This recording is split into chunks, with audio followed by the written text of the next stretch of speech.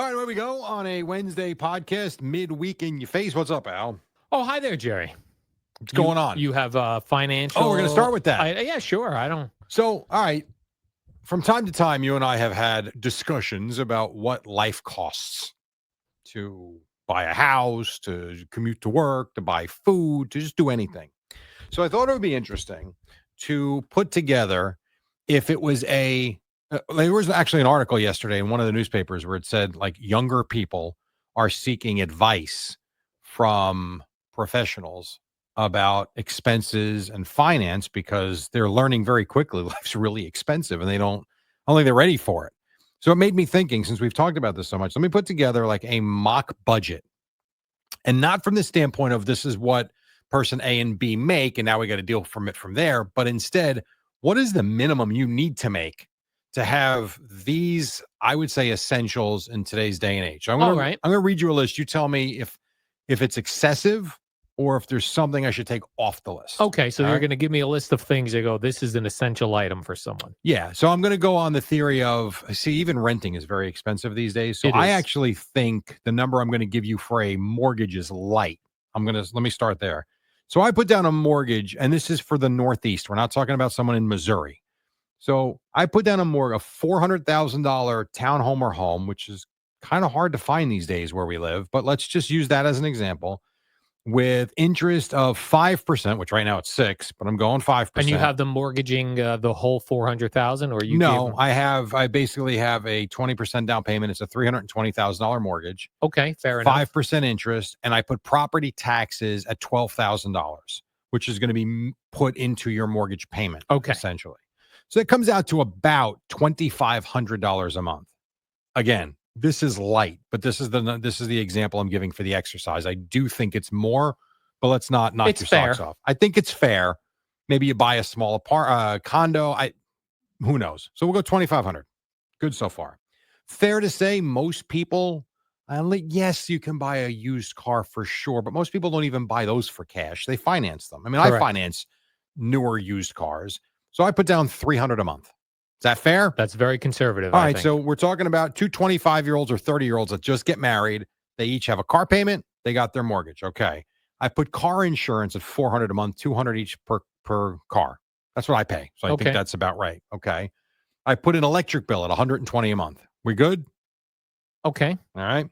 I got a gas bill at $120 a month. Again, this is for like a 1,500 square foot house. Okay. All right, I think that's fair. I put cell phones at $100 a month, 50 each. Okay, fair enough. Okay. I put streaming. I went light here, $25 a month. That's very light. You can get Netflix and something else. That's it. Yeah, I mean, I think Netflix is like $20 a month now. Oh, is it? I think so. Oh, that's right. It's 22. Yeah. All right, so that's on the light side, but that's whatever. Very light. I put a cable bill, if you so choose. I mean, I think even with some people still do that or whatever. I put that at $115 a month, which is light. But whatever, we'll go there. Are you putting the internet on that or not? I'm getting there. Okay. No, that's so like my DirecTV stream is $109 a month. That's where I came up with the $115. I got the water bill at $75 a month. I got the gas bill, your gas to drive your cars around. And this is not enough, but I put $200 total for the month. For two cars? Yeah. Yeah, that's low. Okay, so you would agree so far? I have not. You've been conservative. Approximated anything. I believe so. Okay, I put tolls because in this area there are tolls. A total of $200 a month. Also conservative, Agreed. I think. And I put groceries for two. This is not $600 a month. Yeah, that's very low. Okay, so given those, and you would agree that some of those should go up. What do you think that totals out to after tax money? So, like, what is this person writing checks for every month? Like, yeah, if you multiply that times 12 months, what is that total for the year? Give me, I'll tell you. Yeah. So this is after you pay your taxes. $62,000 is what you need to have to pay your bills. Just to pay these bills. To pay those bills. You have not gone. Now, $62,000 is approximately $100,000 before taxes. Would you agree? That you need to earn in order to be able to pay for $62,000. Yes. Yeah. So you need to all that's $62,000. Yeah. You think that's more or less? I would have thought it was less than that. No, that's because because the mortgage is $30,000 right off the bat. $2,500 times 12 is 30 grand. But then then you're spending an additional that amount. Like so your monthly bills then is your mortgage or rent, and then whatever that costs, it's almost the same amount of money Yeah, to so when you it would combine everything, be all your other expenses. right. So if I take my little handy dandy calculator out, $62,000 divided by 12, your bills are $5,165 a month. That's what Total for everything. yes, for that stuff. Yes. So that's making $100,000 gross. You have, I agree, groceries at 600 a month is not even close to enough money. You haven't accounted yet for spending money. You haven't accounted for a night out once a week. That doesn't account for getting pizza when you see how people spend money outside, fast food and all Yeah. things like that. You haven't played golf yet. Your wife hasn't gotten nails yet. Like when you start to add it up, this is the absolute minimum for like a 30-year-old couple that just gets married and buys a modest house, I would say. And then so what do you here's that where I'm really out of touch with things. I don't know how much a 30-year-old is making in New Jersey or Long I Island. don't know. Like, what are they making a year? That's a great question. What business are they in? If they're in finance, they might be making $400,000 a year. If they're in retail, they could be making $28,000 a year. If they're in radio, they could be making $30,000 a year or $600,000 a year. I mean, if they're a doctor or a lawyer, they're making a lot of money. It depends on the profession.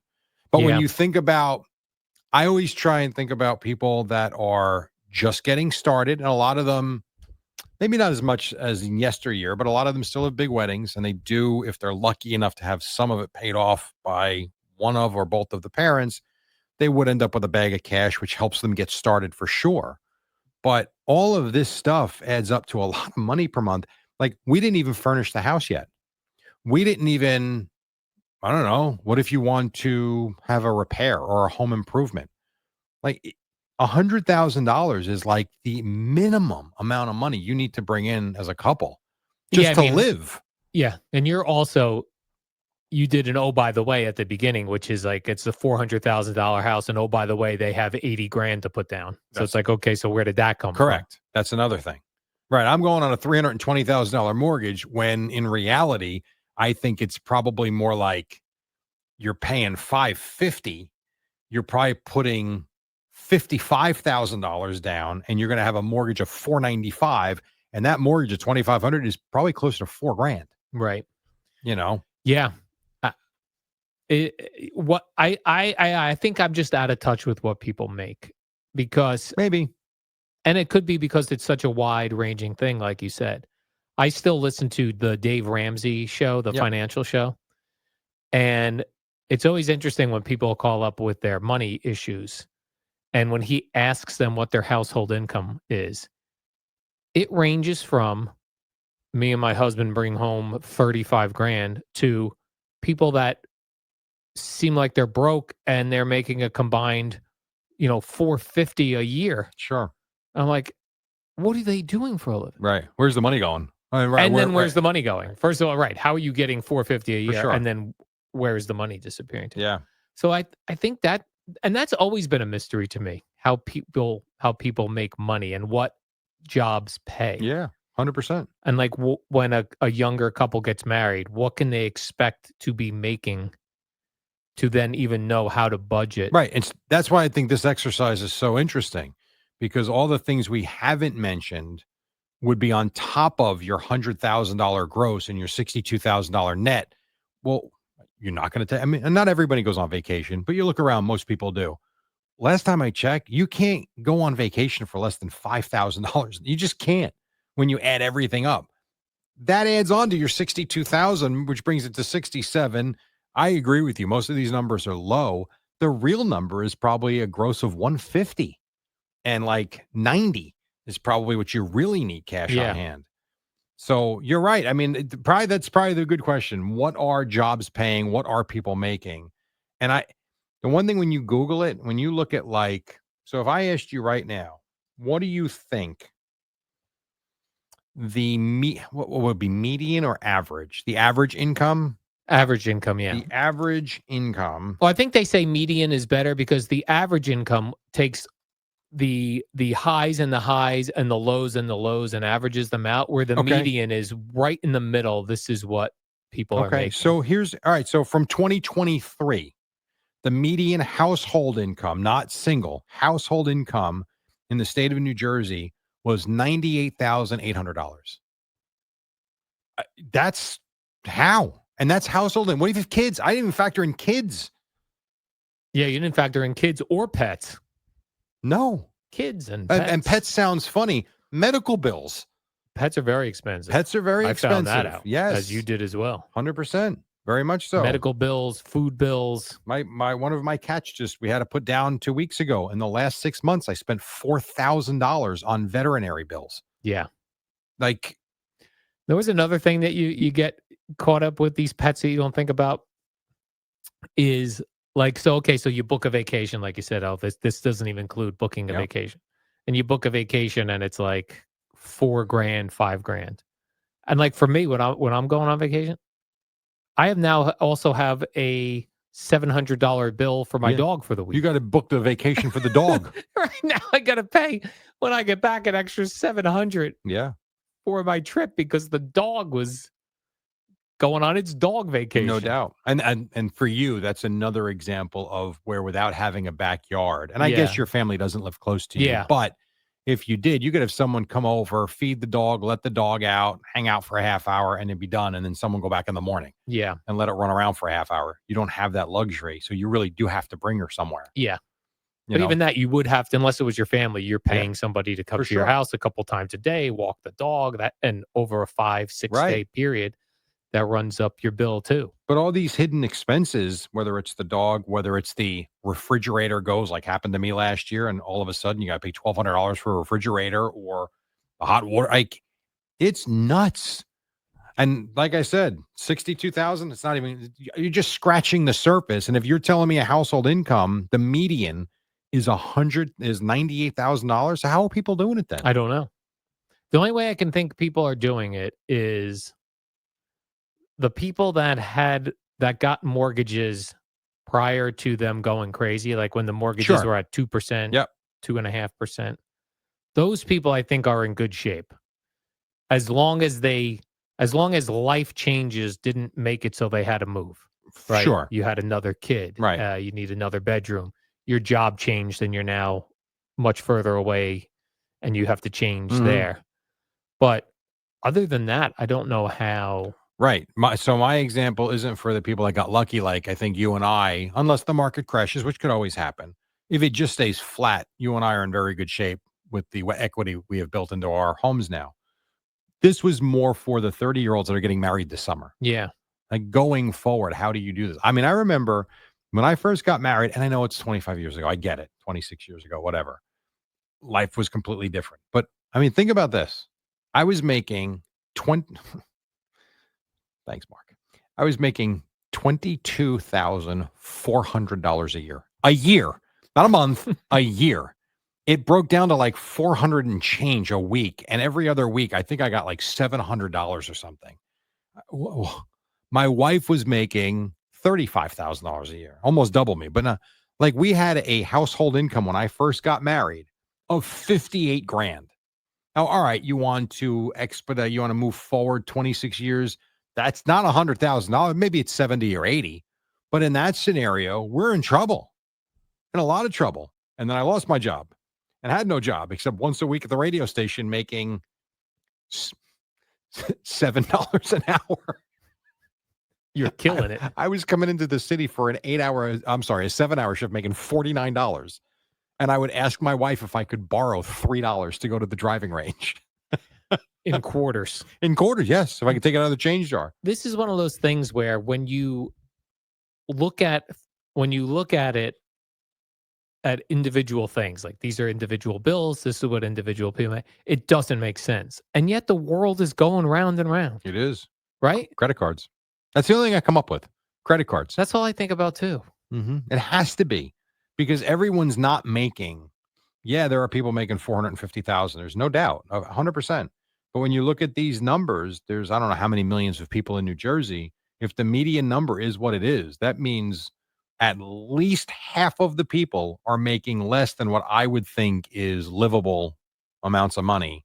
Again, with the luxuries that we enjoy. Yes, you can go, everyone can scale it down, buy a $500 car, hope it doesn't break down every time I get that. But if you're in the realistic world and you're going to have a car and you're going to have a modest house, and it's hard to do. Very hard to do on these numbers. Yep. That's why I think I enjoy listening to financial radio See, but shows, I do too, but podcasts, it and pisses me YouTube. off. Which part pisses you off? It's not real.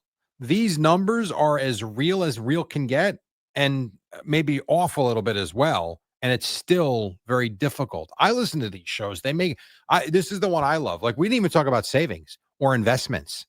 The one that annoys me, and like, I don't think we do badly. I think I actually have done quite well for myself. But I love when you watch these shows and they're like, all right, first thing you're going to do, you get a paycheck, you're going to invest 15%. What? Of the whole paycheck? Every month. Every time you get paid 15%, you're going to invest it. But I need it to pay the tuition and Yeah. like, there's not 15% left. Well, that's why you take it off the top. Yeah, but then I don't have enough. But they make it seem like it. And in theory, they're right. Great. But it's not practical. All of these guys are not practical. Yeah, the ones that I really can't understand are the callers, and Dave Ramsey's big on the getting out of debt, right? That's really his specialty. And then you've got people that say live in debt. Yeah. But yes, go ahead. And they'll be like, they'll call in. They'll be like, me and my husband just paid off our $250,000 student loans. He'd be like, really? How'd you do that? Well, we put every month. And how long did it take you? 3 years.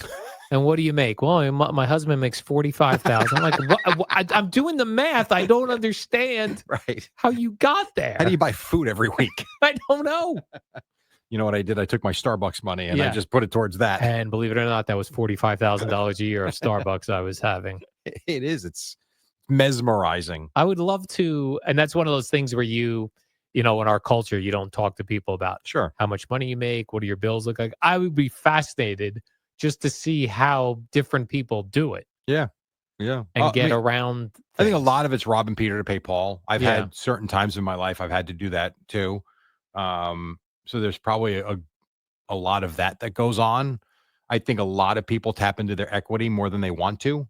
Like what? Like take a loan home out? Equity loans. Home yeah. equity. Yeah. Like to me, there's a part of me that's contemplating that. We have money saved up for college for sure. But with colleges costing $30,000 and $40,000 a year with 2 kids, I don't have $120,000 for each kid saved up. I don't. We've saved up a good amount, but not that much. So I'm contemplating to make it just nice and easy. You just, if you need an extra, let's say $30,000 to get through those years. I think that's a way people do it. If you're lucky enough to have the equity in the house, you pull from some of your investments so you're not borrowing more money. It's different ways to do it.